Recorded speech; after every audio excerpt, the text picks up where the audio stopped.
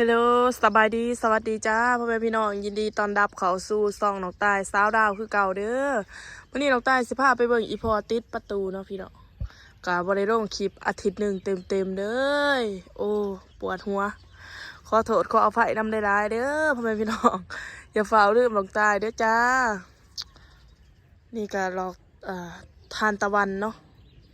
ทานตะวันที่พี่สายส่งมาให้จากฝั่งไทยเมื่อน้องตายสิพาไปเบิ่งพ่อติดประตูเด้อพี่น้องบ่ได้ลงคลิปไล่มื้อได้วันอย่าฝ่าลืมน้องตายเด้อไปเบิ่งกันเด้อเนาะเพื่อนนี่ก็80แล้วพี่น้อง80%แล้วเนาะ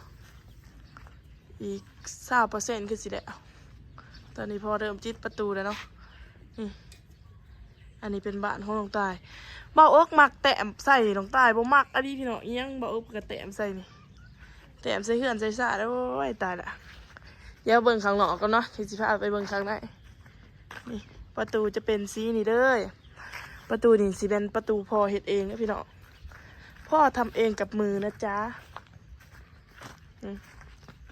เริ่มติดเปลือกนี้น้ำแล้วเนาะเริ่มใส่ประตูแล้ว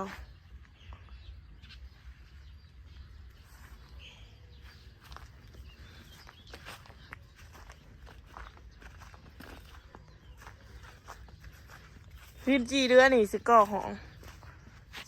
ผู้บ้านน้องตายสีอยู่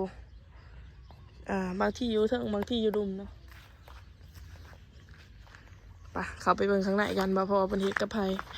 พอเฮ็ดผู้เดียวเด้อมื้อนี้ว่าไปงานดองก็ได้ว่าพอเฮ็ดผู้เดียว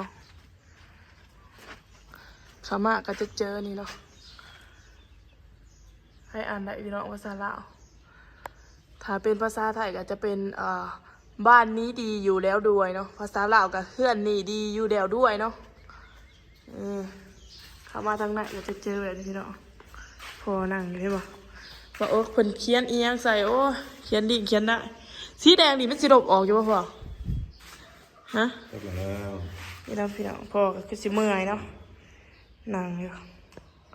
เดี๋ยวเอาบ่ได้เบื่อนี่เบิ่งพี่น้องเบาเพิ่นแต้มอู้ปวดหัวน้ำเบานี่ใช่ไหมอีหยังว่านี่ว่าสิเฮ็ดหองอันนี้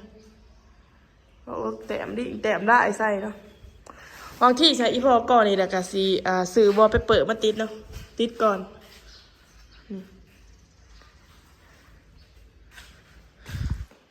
เบามันเขียนได้ใช่นี่เป็นลวดลายประตูเนาะ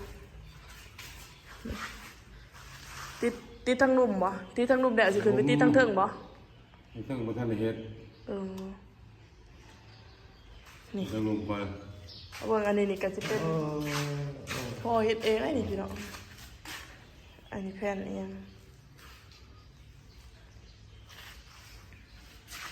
นี่ก็สิเป็นบอนเพิ่นเสาะใหม่เนาะแล้วเถิงข้างเถิงก็สิมีห้องนี่ไม่เอาขึ้นไป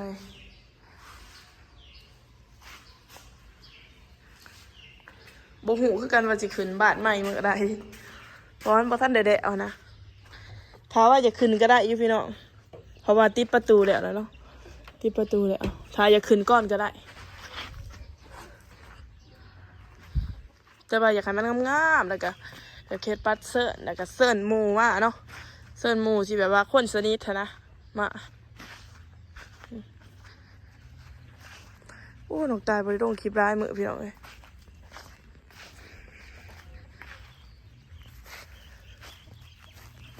บักเขือกับไก่กินเบิด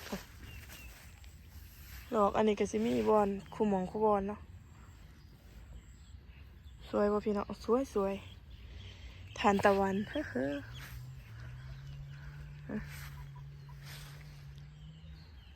นี่นะบ้านถ้าบรรยามขึ้นบ้านใหม่นี่เอาเพื่อกออกเวิร์ดเอาเพื่อกออกแล้วก็กางเต็นท์เนาะแถวนี้กางเต็นท์เซิร์นมูมาบัดนี้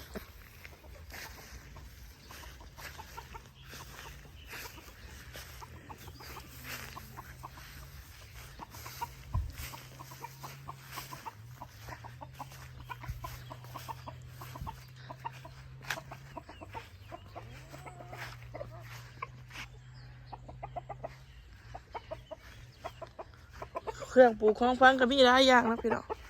ข้าวโพดโพดเป็นหมากไปแล้วนี่เป็นมาแล้วข้าวโพดหมดทั่วกะเป็นหมากอะ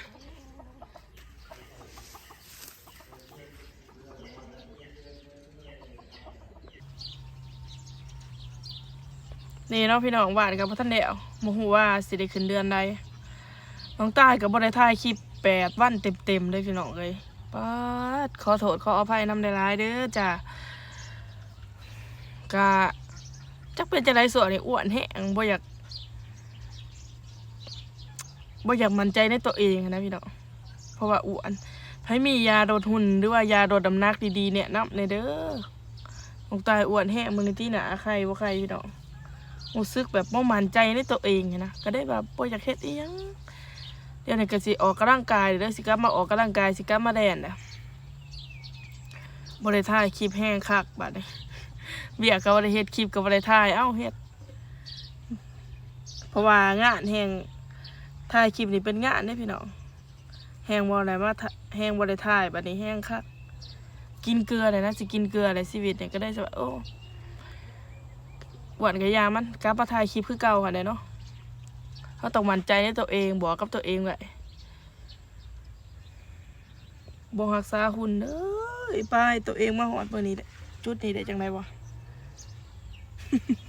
ถามว่าพี่น้องลงตายสิกลับมารักษาหุ่นว่าสิโดดไปได้เท่าไรเนาะว่าสิโดดไปได้จักโดคนอ้อมคางอ้อมแอวด้วยว่าเพื่อนบ้านนะไปเห็นอยู่ไซเขากระถ่วงว่าอ้วนขึ้นก็ได้ว่าถ่ออุกใจเนาะบ่อยากเฮ็ดคลิปบ่อยากออกไปเจอสังคมบ่อยากเฮ็ดหยังเลยมันอ้วนมันโดดบ่มั่นใจในตัวเองเนาะบ่แม่นสิฮอด70 โลแล้วบ่จักน้องตายบ่ได้ไปเปิดหูเปิดตาส่วนในประมาณ2 เดือนนะพี่น้องเต็ม2 เดือนเต็มที่บ่ได้ไปไสเนาะ2 เดือนเต็ม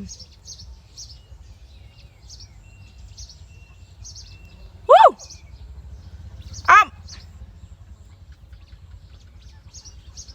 เห็นหมูเนาะกุหลาบมะม่วงโอเคพี่น้องเดี๋ยวสิไปหาเบิ่งไพ่หมอเขากันเด้อกะสำหรับพี่นี่กะสิจบเพียงสวีเนาะฝากกดไลค์กดแชร์กดติดตามเพื่อเป็นกำลังใจให้น้องตายเด้อพบกันใหม่คลิปหน้าบ๊ายบาย